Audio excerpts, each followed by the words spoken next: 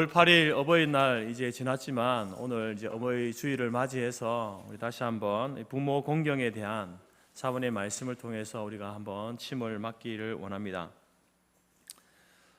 이 잠언이 침이다, 따끔하게 맞는 침이다라는 그런 의미가 있다라고 말씀드렸습니다. 그래서 이 침을 맞으면서 우리의 연약한 부분들 회복되고 또 새롭게 우리가 다시 한번 말씀을 통해서 또 우리의 삶이 회복되는 그런 은혜가 있기를 바랍니다.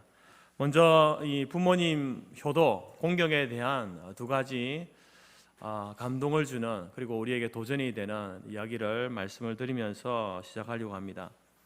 여러분들이 여러 경로를 통해서 이미 들었던 이야기일 수도 있지만 다시 한 번 더 말씀드리고자 합니다. 먼저 조선시대에 있었던 이 고려장이라고 하는 그 나쁜 풍습에 대한 이야기인데요.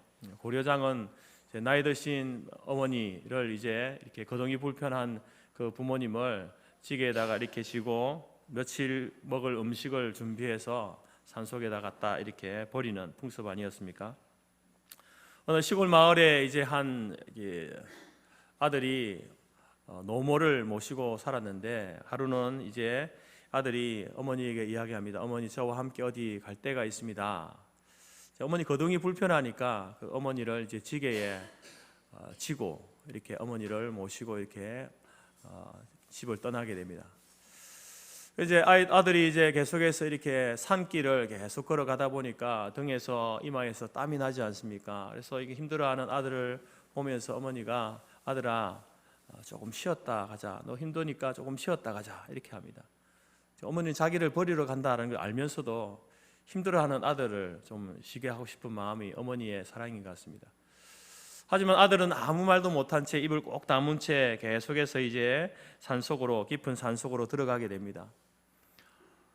그러자 어머니는 이제 지게 위에 있으면서 깊은 산속으로 들어가니까 이제 계속해서 나뭇가지를 꺾어서 길에다 이렇게 버리는 겁니다. 아들이 아니 어머니 힘도 없는데 왜 자꾸 나뭇가지를 그렇게 잡고 꺾고 있습니까? 하니까 어머니가 하는 말이 나중에 네가 이 깊은 산속을 이제 내려올 때에 길을 잃어버릴까봐 길을 잃지 말라고 그렇게 표시를 해두는 거야라고 이렇게 이야기하는 겁니다. 자기를 버리러 가는데 그러면서도 그 가운데 혹시 아들이 길을 잃어버릴까봐 표시해두는 어머니의 사랑을 이야기하고 있죠. 드디어 아들은 어머니를 산속에 이제 내려다 두고 버리고 집으로 돌아왔습니다. 이를 지켜보고 있던 집에 있던 그 아들이 자기 아버지에게 이렇게 이야기하는 겁니다. 아빠, 그 지게 버리지 말고 잘 놔두세요. 이렇게 이야기하는 거죠. 그래서 아빠가 왜 그러냐라고 묻습니다. 그러니까 그 아들이 하는 말이 아빠도 언젠가 나이가 들고 거동이 불편해지면 저도 그 지게로에다가 아버지를 지워서 산속에다 버려야 하니까요. 이렇게 이야기를 하다는 거죠. 그때서야 아들이 이제 충격을 받고 다시 산으로 올라가서 노모를 모시고 와서 잘 이렇게 공양했다라는 이야기죠. 오래전에 작고하신 한글 학자 이승영 박사가 이제 자기 제자들이 자기에게 이렇게 결혼 주례를 계속 부탁해 오는 겁니다. 그래서 이제 결혼 주례를 해주는 조건이 있다. 이 조건이 네가 대답을 해야만 내가 주례를 해줄 수 있다. 그 조건이 뭐냐면은 결혼하면 반드시 내 양가 부모에게 효도하겠다라고 약속을 해라. 그 약속하지 못하면 나 주례 못하겠다. 그래서 이제 그 약속을 받고 주례를 하면서 하는 주례 중에 하는 이야기가 뭐냐면은 자녀들이 불효하면은 네 자식들이 자네들을 버릴 것이야. 이렇게 이야기했다는 거죠. 결혼식 주례에서 네가 부모님 효도 안 하면 네 자식들은 너를 버릴 거야. 이렇게 주례사로서 이렇게 이야기했다는 겁니다. 여러분, 오늘 우리가 이 어버이날을 맞이하면서 우리가 부모님께서 우리에게 대해 주셨던 그 모습들과 또 우리가 이제 살아계실 때에 혹은 지금 살아계신 부모님을 향해서 대했던 그 모습들을 한번 좀 기억하고 우리의 부족함이 무엇이었는지 한번 돌아보는 시간 되기를 바랍니다. 두 번째 이야기는 이제 청와대 근처에 있는 이 효자동이라고 하는 그 동네 이름에 대한 유래에 대한 이야기입니다. 무더운 여름날 이제 할아버지와 어린 손자가 낮잠을 자다가 할아버지의 팔이 그 어린 아기 얼굴에 이렇게 탁 올라간 거예요. 그래가지고 그 아기가 그 손에 눌려서 질식사하게 된 거죠. 그 모습을 본 며느리가 너무도 놀라서 죽은 아이를 이렇게 들쳐 안고 남편이 일하고 있는 밭으로 달려가서 울면서 이렇게 막 이야기를 하는 거죠. 자초지종을 막 이야기할 때에 그 죽은 아이의 아버지가 바로 그 죽은 아이의 뺨을 후려 갈기는 거예요. 때리는 겁니다.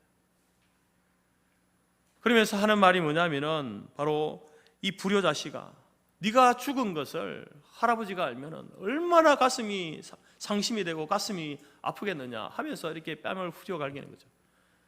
근데 그때 갑자기 놀라운 일이 났습니다. 그 아이가 죽은 아이의 뺨을 때릴 때에 죽은 아이가 다시 살아난 것이죠.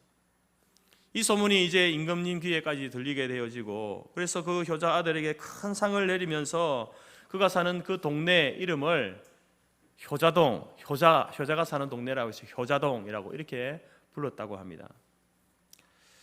여러분, 이 부모 공경에 대한 이러한 이야기들은 우리는 수시로 학교에서도 여러분들 학교 다닐 때에 계속해서 부모에게 효도해야 된다 그런 이야기들을 들었고, 또 책에서도 여러분 여러 책에서 부모 공경에 대한 여러 비유의 이야기들을 많이 우리가 보았고 읽었고, 또 교회 안에서도 늘 교회에서는 가정의 달이 되면은 늘 항상 하는 이야기가 부모 공경해야 된다, 효도해야 된다.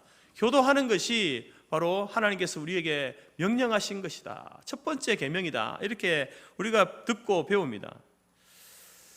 그렇게 많이 우리가 배우고 듣고 그렇게 있지만, 그러나 시대가 가면 갈수록 효도하는 자녀들이 점점 줄어들고 있다는 거죠. 불효하는 자식들이 많아지고 있다는 겁니다. 왜 그럴까? 왜 이런 일이 일어날까? 2019년 경기도 일자리 재단에서 2030 세대에게 설문조사를 했습니다. 그 질문이 뭐냐면은 당신이 부모님에 대한 그 효도 점수, 당신 스스로에게 부모님에 대한 효도 점수를 준다고 한다면 몇 점 정도 되겠습니까? 이런 질문을 했을 때에 5,490명이 응답을 했는데 그 중에 23%가 저는 40점입니다. 그리고 또 20.9%가 저는 50점입니다. 16.3%가 저는 60점입니다. 그래서 평균 점수가 몇 점이냐면 2030 젊은 청년들 아닙니까? 평균이 56점이라는 거예요. 이제 절반에서 조금 넘는 그런 어떤 효도 점수를 자기 스스로가 매기더라는 거죠. 왜 이렇게 부모에 대해서 부모 공경하는 일을, 효도하는 일을 제대로 하지 못하는가에 대해서 이제 질문했을 때 그 이유에 대한 절반가량이 뭐라고 했냐면은 바빠서, 생활이 바빠서, 대학생들은 공부한다고 바쁘고, 또 이제 사회 초년생들은 이제 직장에 들어가서 직장 일을 한다고 이제 거기에 적응하느라 바쁘고, 그래서 부모님들에 대해서 제대로 챙기지 못하고 섬기지 못하는 모습이었다는 겁니다.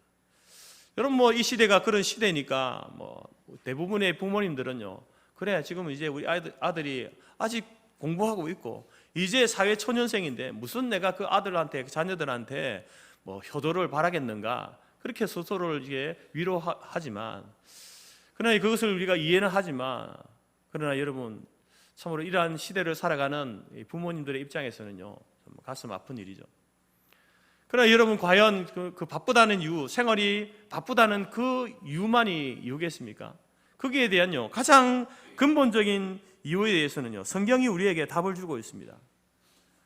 오늘 성경은 우리가 살아가는 이 세대를 종말의 시대다, 말세다, 이렇게 이야기합니다. 주님의 재림이 가까울수록 이 종말의 끝을 우리가 향해 가고 있는데, 그때가 되면 될수록 성경은 뭐라고 이야기하냐면 부모님에 대해서, 부모님을 거역하는 패역한 자식들이 많아질 것이다, 이렇게 이야기합니다. 성경이 진단하고 있는 겁니다. 디모데후서 3장에서 이것을 알라, 말세에 고통하는 때가 이르러 사람들은 자기를 사랑하며 돈을 사랑하며 자랑하며 교만하며 비방하며 부모를 거역하며 감사하지 아니하며, 마지막 때 종말의 때 일어나는 현상 가운데 하나가 뭡니까? 자기를 사랑한다. 다른 사람보다 자기를 사랑한다. 자기 사랑, 에고이즘이 강해진다는 거죠. 자기애가 강해진다는 겁니다. 돈을 사랑한다는 거예요. 돈을 사랑한다. 자랑한다는 거죠. 자기의 것들을 자랑하고 교만하고 다른 사람에 대해서 비방하는 일들이 많아지고요. 그리고 또 하나, 부모를 거역하는 사람들이 많아진다. 감사함에 대해 알지 못하고 감사하지 않는 자들이 많아진다. 이게 여러분 종말의 끝, 마지막 말세지말이 되면 될수록 가까울수록 그러한 사회가 그러한 모습으로, 사람들이 그러한 모습으로 변해져 갈 것이다. 성경이 우리에게 예언하고 진단하고 있다라는 겁니다. 여러분, 오늘 우리 모든 성토교회 성도들은 이 종말의 시대를 살아가지만 그러한 어떤 이 불효한 세상의 그러한 편성에서 함께 부모를 거역하고 감사하지 않는 그러한 삶이 아니라 그동안 우리의 모습 가운데 살아계신 부모님, 이미 작고하셨지만 돌아가셨지만 그 부모님에 대해서 내가 효도하지 못한 것에 대해서 회개하고 다시 한번 부모 공경, 효도에 힘쓰는 자녀가 되겠다라고 결단하는 저와 여러분이 될 수 있기를 간절히 바랍니다. 이를 위해서 이제 우리가 맞아야 할 이 잠언의 침은요, 첫 번째는 뭐냐면은 잠언 23장 25절 말씀입니다. 내 부모를 즐겁게 하며 너 낳은 어미를 기쁘게 하라. 너 낳은 내 부모를 즐겁게 하는 것, 내 어머니를 기쁘게 하는 것, 이것이 이제 효도다 이렇게 이야기합니다. 오늘 우리가 이제 교회에서 뭐 작은 봉투 하나, 이렇게 자그마한 선물을 드렸습니다. 용돈 하시라고, 뭐 용돈도 안 되지만 간식 사드시라고 돈을 드렸는데요. 우리 흔히 하는 말이 뭐니 해도 머니가 최고다. 부모님에게 뭘 해드려야 할까? 돈으로 드리는 것이 최고다. 이렇게 이야기합니다. 물론 이제 부모님들도 용돈이 필요합니다. 돈이 있어야 이제 하죠. 그래서 자녀들의 어떤 효도에 많은 부분이 있어서 이제 뭔가 그들의 헌신과 그들의 수고에 대해서 우리가 뭔가 이렇게 드려야 된다.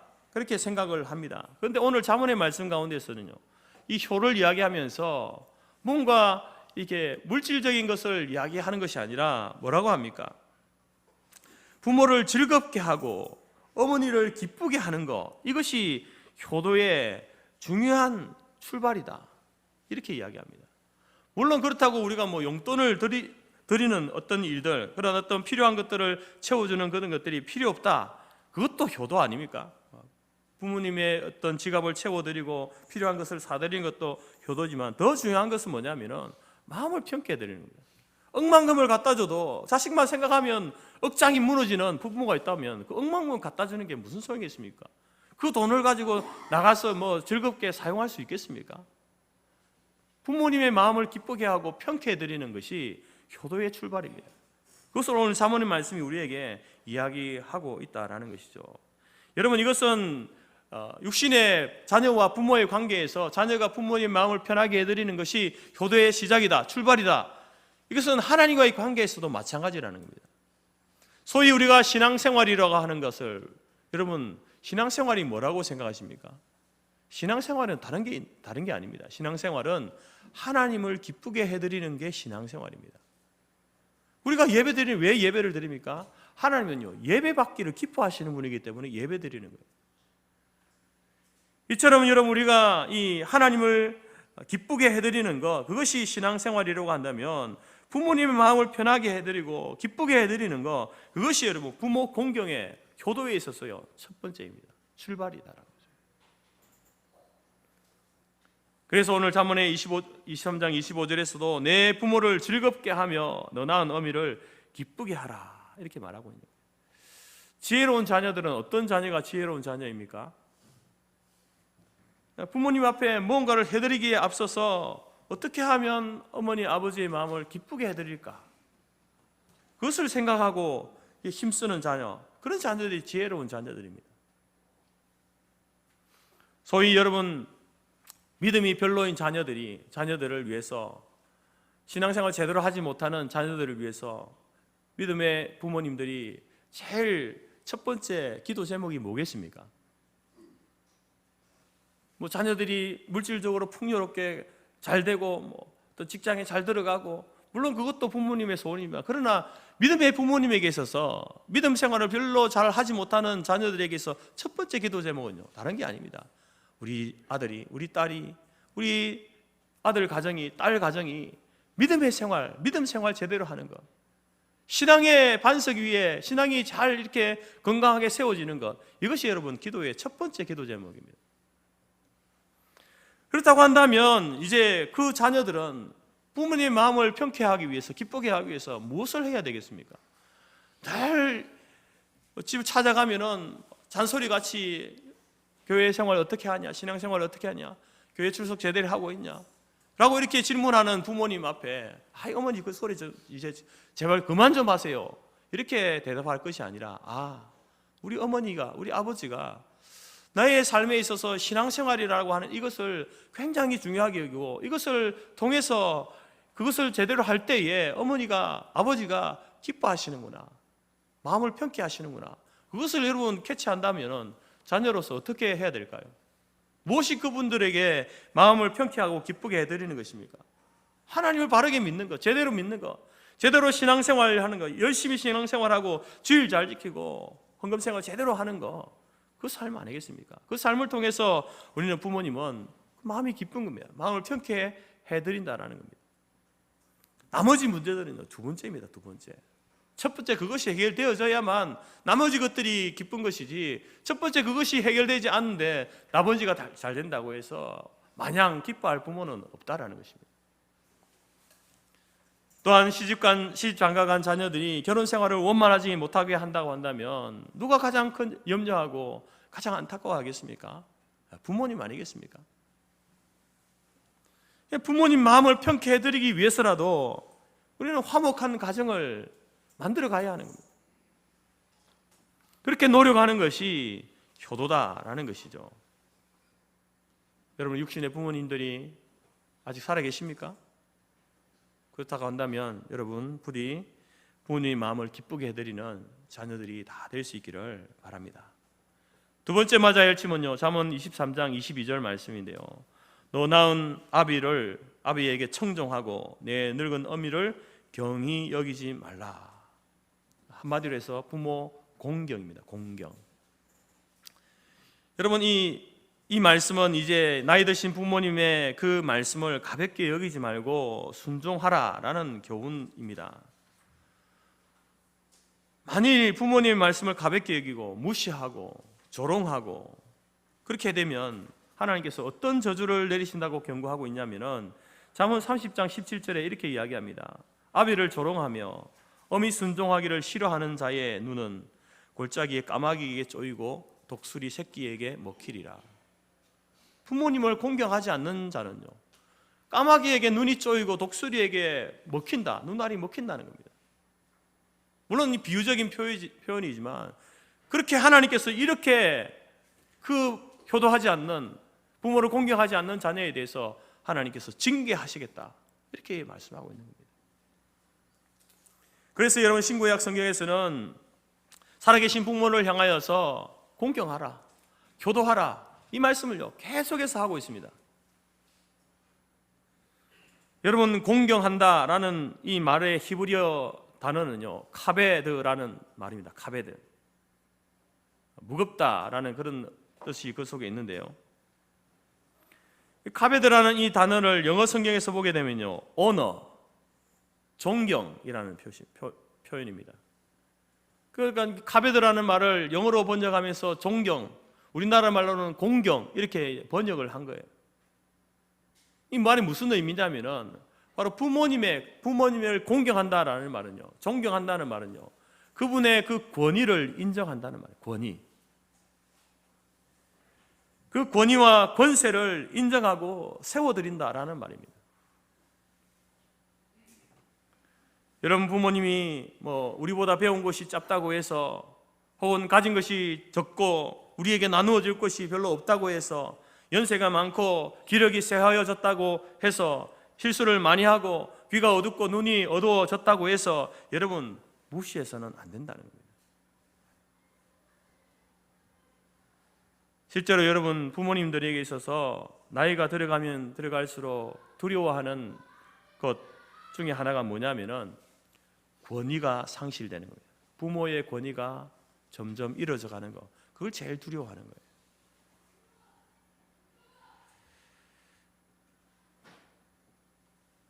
직장을 다니고 세상에서 일을 할 때에는 그나마 이제 그 부모님으로서의 어떤 권위들이 세워지지만 이제 그 모든 것들에서 은퇴하고 있을 때에는요, 이제 아들 눈치 보고 딸 눈치 보고 손자들 눈치 봐야 되고 더 나아가서 이제 뭐 집에 있는 강아지 눈치까지도 봐야 되는 그런 신세가 되어질 때에 자신의 그 모습이 처량한 거예요. 왜 내가 이렇게 되어졌나? 그렇게 생각하지 않겠습니까? 자기의 늙어가는 모습, 거울 속에 늙어가는 모습만 봐도 그런데 비어있는 지갑을 봐도 힘이 없어지고 힘이 빠져가는데 자식들마저도 자신의 말에 대해서 그것을 기뚱으로 듣고 있다고 한다면은 여러분 그 부모의 마음이 얼마나 서럽고 섭섭하고 외롭고 때로는 분노가 나겠습니까? 어떻게 해서 내가 자식을 키웠는데 나에 대해서 저런 마음을 가질까? 여러분 그래서 성경은 이 부모님의 권위를 강조하고 있고 자녀들은 부모님께 공경할 것을 엄하게 명하고 있습니다. 왜 그러냐면 부모님은요 이 땅에서의 하나님의 대리자입니다. 부모님의 그 권위와 권세가 어디로부터 왔냐면 하나님께로부터 온 거예요. 그래서 눈에 보이는 부모를 향해서 효도하라. 부모를 효도하지 않는 자녀가 눈에 보이지 않는 하나님을 어떻게 섬기겠습니까? 섬길 수 있습니까? 모든 권위, 권세의 근원 되시는 그 하나님을, 보이지 않는 하나님을 그 사람이 제대로 섬기는지 아닌지 어떻게 알 수 있습니까? 하나님께서는요 그것을 바로 육신의 부모님을 향하여서 공경하느냐 효도하느냐 이것을 통해서 보시겠다는 겁니다. 그래서 부모에게 효도하지 않는 그 자녀에 대해서 여러분 분명히 엄하게 경고하시면서 바로 네 부모 순종하기를 싫어하는 자는 그 눈은 골짜기에 까마귀에게 쪼이고 독수리 새끼에게 먹히리라. 이렇게 하나님께서 징계하시겠다는 겁니다. 철저하게 징계하시겠다는 겁니다. 그러나 반면에 부모님을 공경하는 자녀에게는 어떤 약속의 말씀을 주십니까? 출애굽기 20장 12절 내 부모를 공경하라. 그리하면 내 하나님 여호와가 내게 준 땅에서 내 생명이 길리라. 여러분 부모님의 권위 나이가 들어도 심지어 치매가 오셨다고 하더라도 그 부모님의 권위를 인정해드리는 부모님을 공경하는 자녀들이 될 수 있기를 바랍니다. 그래서 우리는 부모님 공경을 할 때에 눈에 보이지 않는 하나님을 섬기듯이 해야 돼요. 내 부모를 공경하라는 그 10계명의 그 계명은요 어디하고 연결되어 있습니까? 하나님을 섬기는 것과 제1계명, 2계명과 연결되어 있는 겁니다. 단순히 그냥 육신의 부모님이니까 섬기는 것이 아니라 그 부모님의 그 권세가 그 권위가 하나님께로부터 왔기 때문에 부모님을 사랑하고 존경하고 그분을 공경하는 그러한 모습이 마땅히 자녀에게 있어져야 한다. 이제 육신의 부모님이 이 땅에서 다 떠난 분들은요 여러분 우리 교회 안에 있는 믿음의 부모님들을 잘 섬기십시오. 잘 섬기시기 바랍니다. 교회 안에서 오랫동안 신앙생활하고 또 삶을 통해서 또 여러분의 어떤 분들은 여러분이 어릴 때 주일학교 교사이기도 하셨고 또 교회 안에서 장로로서 권사로서 이렇게 섬겨 오셨던 분들 이제는 나이가 들어서 다 은퇴하고 뒤로 다 물러나 있지만 그분들을 여러분 존중히 여기셔야 됩니다.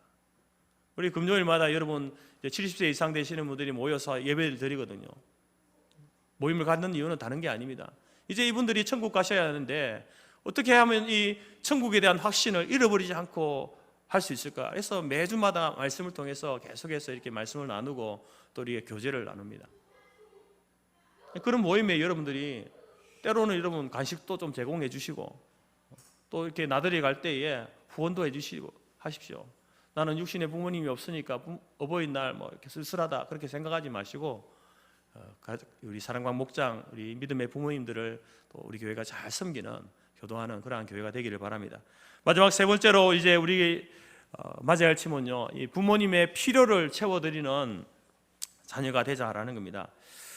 여러분 우리가 우리 한국 사회에서 이 가난 농군 학교는 잘 알려져 있습니다. 김용기 장로님이 세우신 곳인데 이제 그 아들이 김평일 장로님이 이제 그 농군 학교를 이끌고 있는데 이 김평일 장로님의 효도 10계명, 효도 회복 운동을 하고 있거든요. 효가 사라지는 그 마지막 때에 이 효가 사라진다는 것을 알기 때문에 어떻게 하면 이 효를 유지하고 회복할까? 그래서 이 효도 회복 운동을 하고 있는 장로님이신데, 그분이 이제 효도 십계명을 이렇게 만들었습니다. 그것을 여러분들에게 소개해 드리겠습니다. 여러분은 어떻게 제대로 효도를 행하고 있는지 아닌지를 한번 이 십계명을 통해서 한번 점검하시기 바랍니다. 첫 번째로 이제 효도 십계명의 첫 번째, 우리가 실천해야 될 내용 중에 첫 번째가 뭐냐면은 신앙생활을 잘 하시도록 하자. 우리가 믿음을 가지고 있으니까 제일 우선은 바로 신앙이죠. 우리 부모님이 신앙생활을 잘 할 수 있도록 해드리자. 혹시 우리 부모님 가운데에 아직 예수를 믿지 않는 분이 있다고 한다면 예수님을 소개하고 살아생전에 예수 믿어서 천국 갈 수 있도록 천국 백성이 되어야 하는 것, 이것이 여러분 최고의 효도다. 두 번째로 부모님의 말씀을 잘 듣고 대답을 잘 하자. 경청하고 대답을 잘 해드리자. 저도 효도 잘 하지 못하지만 제가 하려고 하는 것 중에 하나는 뭐냐면은, 이제 가끔씩 창원에 내려가면은 이제 어머니가 막 이런저런 이야기를 하시거든요. 그 이야기 들어보면 옛날에 했던 이야기 또 하시고 또 하시고 하십니다. 그러면 저는 그걸 계속 듣습니다. 그게 이렇게 응하면서 계속 듣죠. 근데 우리가 뭐 그럴 때가 있잖아요. 아니 그냥 했던 그 잘 알고 있는 이야기인데 왜 자꾸 하십니까? 이렇게 할 때가 있는데, 그렇게 하지 마시고 했던 이야기라도 들었던 이야기라도 여러분 부모님이 하시면요 또 들으세요. 또 듣고 거기에 반응하고 그렇게 해드리는 게 그 어려운 거 아니지 않습니까? 그게 효도라는 거예요. 효도. 세 번째로 부모님 앞에서 밝은 표정을 짓자. 심지어 집에서 한바탕 하고 왔을지라도 부모님 앞에서는 아무 일 없는 듯이 밝은 얼굴로 부모님을 대하는 것이 효도다.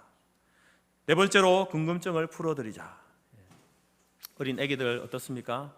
자꾸 질문하잖아요. 엄마 이거 뭐예요? 저건 뭐예요? 이거 어떻게 해요? 저거 어떻게 해요? 애기들이 질문하듯이 나이가 드시면요 궁금한 게 많아지는 거예요. 특별히 자녀들에 대해서 궁금한 게 많아집니다. 어릴 때는 이제 같이 살 때는요 아들이 어떻게 지내는지 다 보니까 궁금하지 않은데, 이제 분가해서 떨어져서 살다 보니까 어떻게 살았는지 궁금한 거예요. 그래서 이제 이런저런 질문을 막 하죠. 근데 부모로서도 또 자꾸 질문할 수 없으니까 하고 싶은 것도 못할 때가 많습니다.